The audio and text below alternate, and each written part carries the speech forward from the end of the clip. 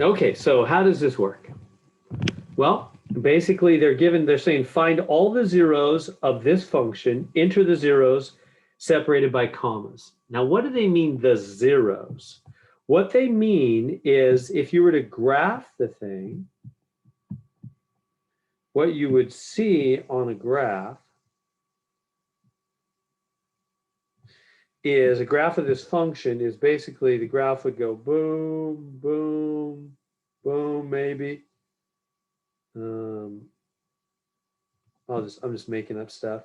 All right, it actually, you know what? Let me do a better job. It would be more like boom, boom, boom, something like that. So the graph looks something like that. These points are called zeros. So right here, change the color. So the zeros are right there, and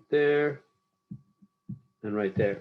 Those 3 points are what we call the zeros of the function. They're the places where the function hits zero, hits the x-axis. They're also x-intercepts. You can call them as zeros, you can call them roots, you can call them x-intercepts.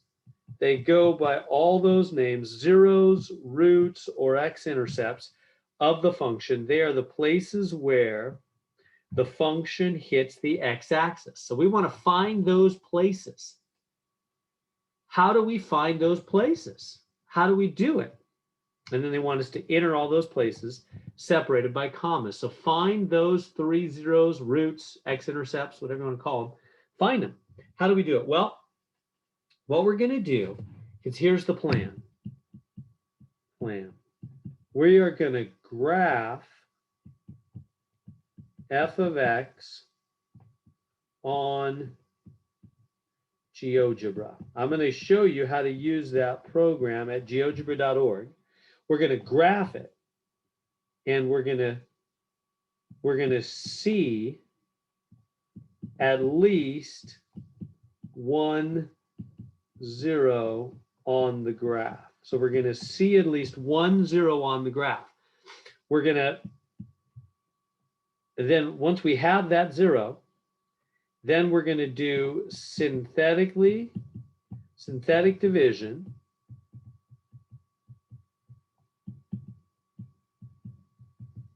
to divide that 0 from the graph into f of x. So I know this might feel like it's coming out of nowhere. So let me just lay out the plan first off, and it's in the notes too, and then I'll show you. So you graph f of x on GeoGebra, see at least 1 0 on the graph. Then you do synthetic division to divide that 0 from the graph into f of x. And then you take the answer and use probably the quadratic formula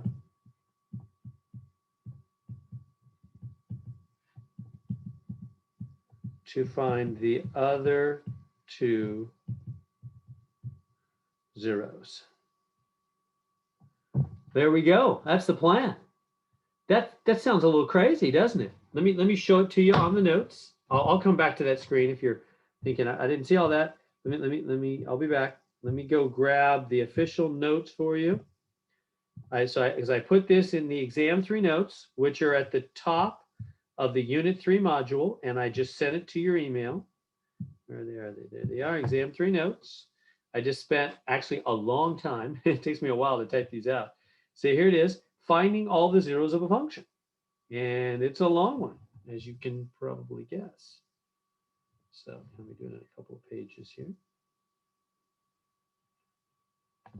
And here we go. So it's right there in your notes. Come on down here, and I will put it in.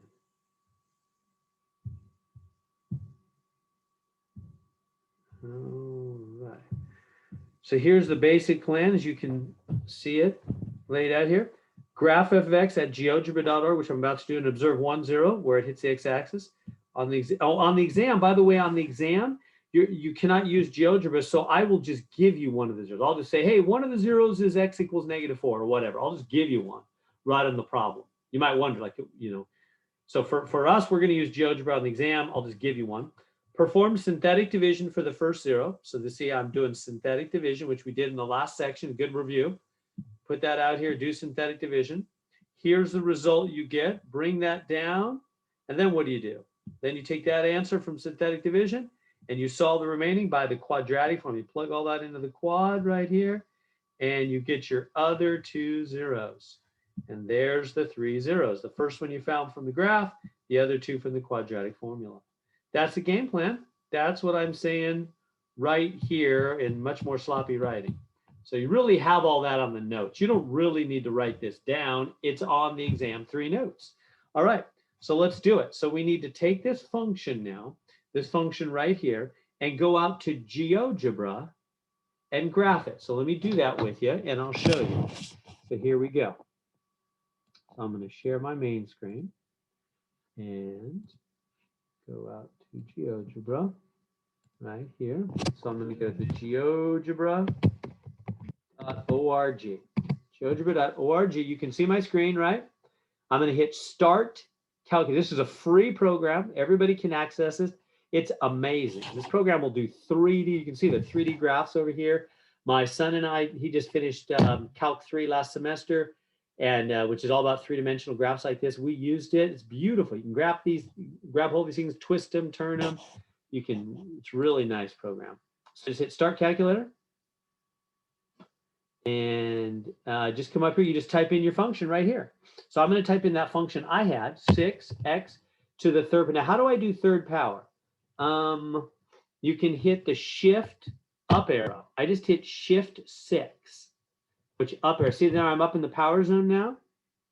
That 3. Anything I type right now, I'm in the power zone. So then I got to hit right arrow, and I come back down to the baseline. Minus 25x. Here I go again. Shift up arrow, squared, right arrow, or tab, and I'm back down to the baseline. Minus 29x plus 20, and then just hit enter. Enter. And see, I put the f of x in for me automatically. Look at this. It's grafted over here automatically. Now, I don't know. Let me see. What are these other buttons? Oh, edit. So you can use that to. Honestly, I haven't played with it all that much. I just did my 3D graphs with my son and helped him to get through his calc. And I don't know what all these other things. Table is empty. Huh, you can do tables and stuff. Anyway, so I just put that in. Now, over here, you can roll. Watch, I'll roll the mouse. You can roll in or out. See how I'm rolling out? So I can see a little bit more of that function. Interesting little function, huh? I'll roll back in, get a little closer, honing down in there. Anyway, so what I really care about, what we really care about, you can move it around, right, left, up, down, however you want, using your mouse. I'm looking at where does this thing hit 0? What are his zeros? Do you see any place right here? It's hitting 0. See this spot right here? And right here? Oh, look, just click on them. It'll tell you. Nice. I didn't know it does that. Click on that. Minus 1.33330. This one is 0.5. Look, it looks like half. It's exactly half. It's a root. They call it roots. Over here, click on it. 5, 0. I'm just going to use that one. That one's the most easy and obvious. Really, you could use any of them. Well, this one over here is a decimal that goes forever, so better to just use something that's exact. So I'm going to use 5, 0 for mine anyway. So whatever one you have, graph it on GeoGebra, grab a root. So I'm going to use 5, 0. I'm going to go back to the graph now. 5, 0. All right, shift back to my iPad here. That again was GeoGebra.org. It's like geometry and algebra put together. Free resource right here. It's right in your notes too. GeoGebra.org. It's on the exam 3 notes. There they are. All right, so I'm going to grab this one right here is at the point 5, 0, right? That's what we saw when I graphed on GeoGebra. So that's the one I'm going to use. That's the one. Now, what does that mean? How's this going to work? Well, basically, remember what we learned in the last section. In the last section, we learned that a function like this, when you got a bunch of zeros, remember, it's a k in the front and it's x minus root 1, x minus root 2, or, well, I'll call them zeros, just 0, 3. Root or 0, same thing. Let me fix it. X minus 0, 1, x minus 0, 2, x minus 0, 3. So this is 0, 1, 0, 2, and this one right here is 0, 3, which we happen to know is over 5, huh? So yeah, so that's the factorization. That's how the function breaks down in the end. It's going to be some kind of constant in the front times x minus 0, 1, x minus 0, 2, x minus 0, 3. So, okay, so what? Well, that means I already know that one of them is x minus 5, the third zero. Right here is x minus 5. So all I need now is the other two zeros. So I know this much now, don't I? I know that much of the function. So what I need to do now is divide both sides of this function by x minus 5, boom, boom.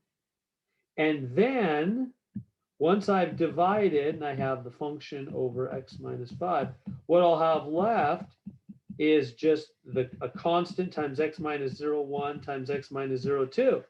You see? In other words, I'll have something that just has the other two zeros.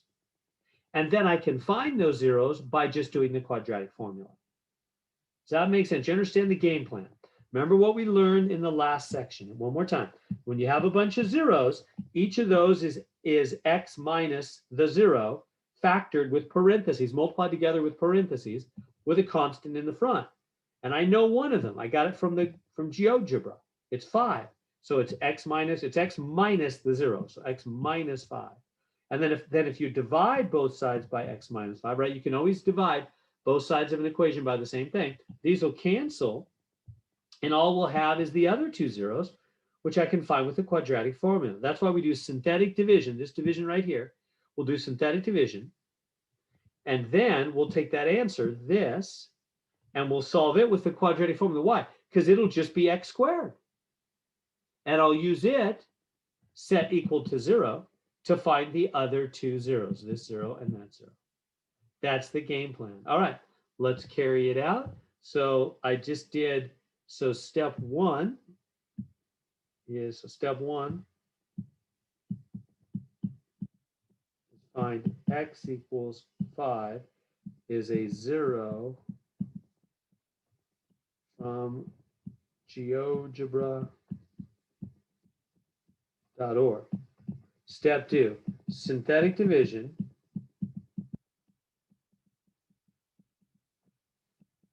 by x equals 5. Right? So I'm going to do synthetic division now. On synthetic division on f of x. So what is my f of x function? It's right here. 6x cubed minus 25x squared. So it's 6x cubed minus 25x squared minus 29x plus 20. Plus 20, is that right? Minus 29x plus 20. Yeah. Okay, so I'm going to do synthetic division on that. Here we go. Remember, synthetic division is just a quick way to do long division. We learned it in the last section. So you take the 5 and you put that over here. And you take these numbers, 6 minus 25 minus 29 and 20, put them there. And draw a line right here, because this part is going to be your remainder. Okay. So now, remember how synthetic division works? You just bring this number down, 6, and then you multiply and put it right there. Take 5 times 6 is 30. Put it right there, and then what? Then we add. Remember? And you get, what do you get? 30 minus 25? 5. And then you do it again. you multiply and write the answer right there. 5 times 5 is 25. And then you add those. Minus 29 plus 25 is what? Minus 4. And then last step, you multiply one more time. Put the answer right there. 5 times minus 4, minus 20. Add them up. 0. Well, no surprise. It should be 0. Why? Well, how do you know it's 0? Well, because we already know that x equals 5 is a 0. So I'll write should always be 0.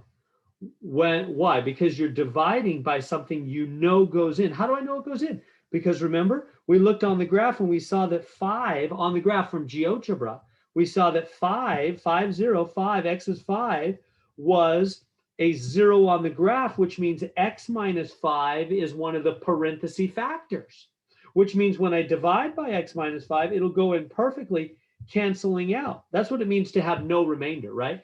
You get no remainder when you divide two things that go in perfectly. If I take 8 divided by 2, I get 4, remainder 0. Why? Because 2 goes perfectly into 8. Whereas if I go 2 into 9, it goes in 4 times, and there's a remainder of 1. There's 1 left, huh? Because 2 doesn't go perfectly into 9. Are you with me? Am I losing you? Right? Well, let me do it sideways. If I go 2 into 8, 4 times, no remainder. But if I go 2 into 9, 4 times, 1 remainder. Why? Because 2 doesn't go into 9. So my point is, if you divide by something you know goes in, your remainder should be 0. That's what it means to go in evenly or perfectly. You have nothing remaining, no remainder. Well, I know I can divide by x minus 5. Why? Because I saw in GeoGebra that 5 was a 0, which means x minus 5 is one of the terms, one of the factors, I should say, of the function, right? We learned that in the last section of the course. I think it was 5.4, that each of the zeros turns into parenthesis x minus 0 when you factor out the function. So if I divide by x minus 5, which is what's happening with synthetic division here, I'm going to get a 0 remainder.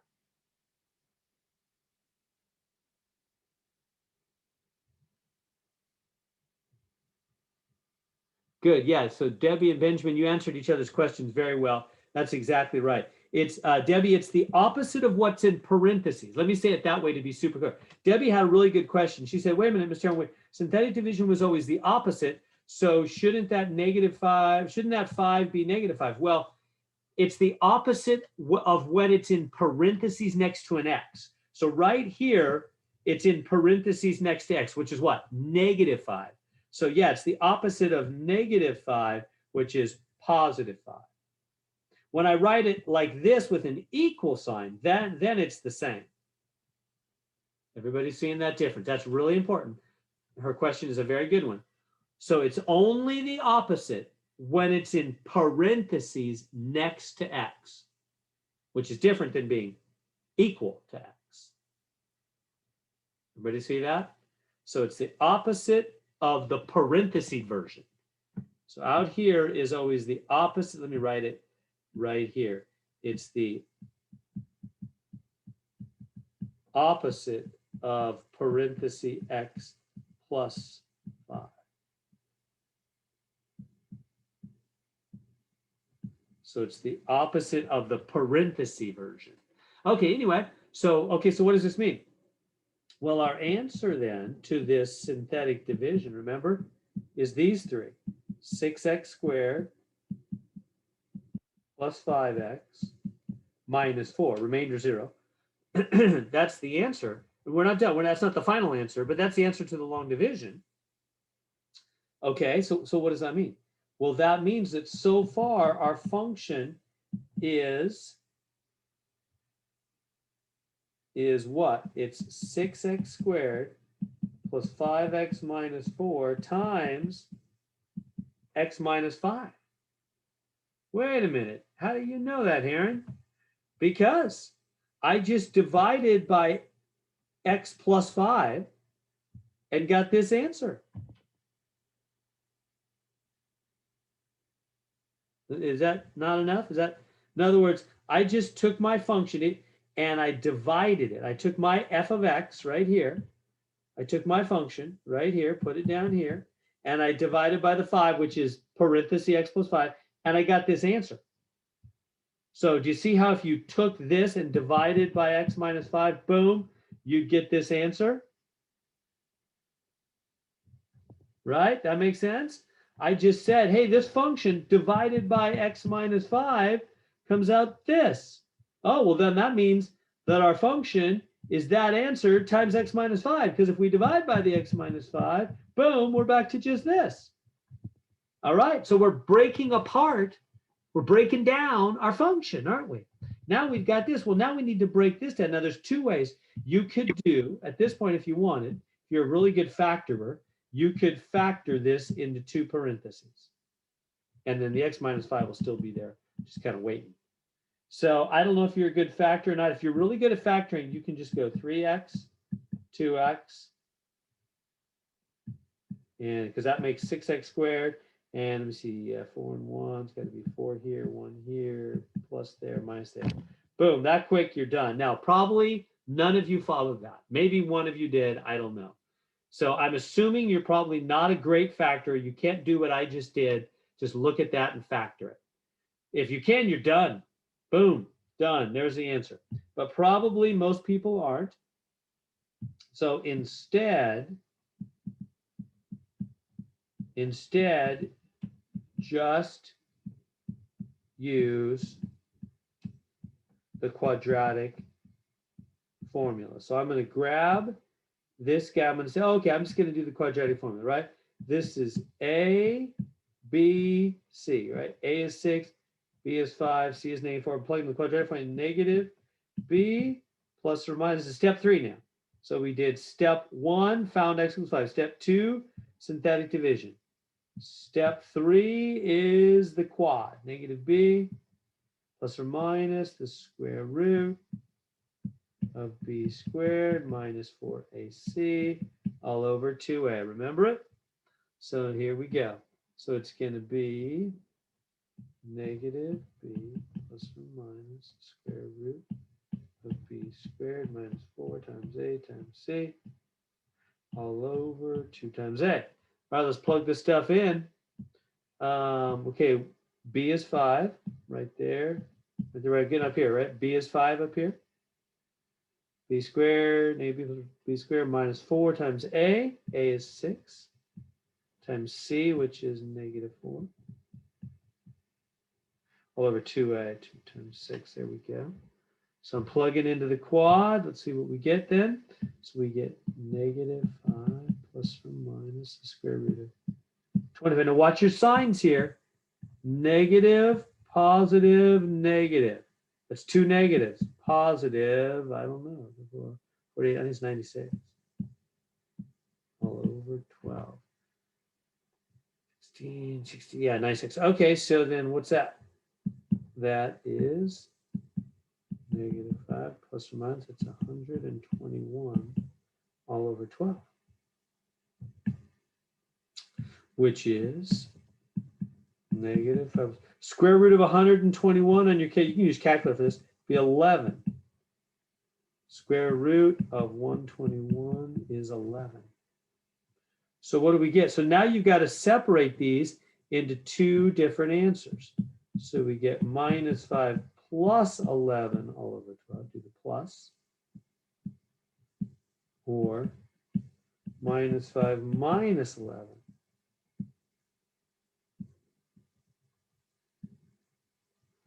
We good? And then that's what? 6 over 12, which is a half. Or this is -16 over 12. Divide top and bottom by 4. -4/3. There's the other 2 zeros, which is exactly what we saw in GeoGebra. Remember, it was positive a half, it said 0.5, 0.5. And minus, if you do this on your calculator, this is -1.333. That's what GeoGebra showed. we're finding the truth. So then final answer here. So the zeros, it wants you to list all the zeros. The zeros are, what was that first zero we got? I forgot. It was 5, right? We got that from GeoGebra. 5, x equals 5. That was the first zero. So step 1, find the first zero from GeoGebra. That was 5. Doesn't matter what order you list these in. 5, and then a half, and then negative 4/3. If you wanted decimals, this is 0.5, and this one is negative 1.3. I don't know if it'll let you put in a decimal. It probably wants zeros all the way. I want to go back to the graph and show you that that's exactly the truth of what we saw on GeoGebra. Coming back here, there it is. See that root right here? 0.5. This one back here, negative 1.3333. And of course, the original one, 50. It's exactly the same. This mathematics is sound and true. By dividing, we're finding the zeros of the function. So recapping on this problem, what did we actually do? One more time. How does this work? Step 1, it's all in the notes. Step 1, you go to GeoGebra, and off GeoGebra, you get 1, 0. And then you do synthetic division by that number. And what you get, that answer, is you should get a remainder 0 because you know that goes in perfectly because you saw it was a 0 on the graph. So that means your function now is the answer you got times your original 0. Remember, whenever you put it in parentheses next to x, you got to switch the sign. So the original 0 was 5, but now it's negative 5 in the parentheses next to x. And then this part, and we know this is right because we just took the function, this whole function, and divided by x minus 5 and got this. So the whole function must be this times x minus 5, right? And then we broke this down either by factoring. If you're a super good factorer, you can just do it, boom, boom, by factoring. Or I think instead, most people would prefer to just use the quad.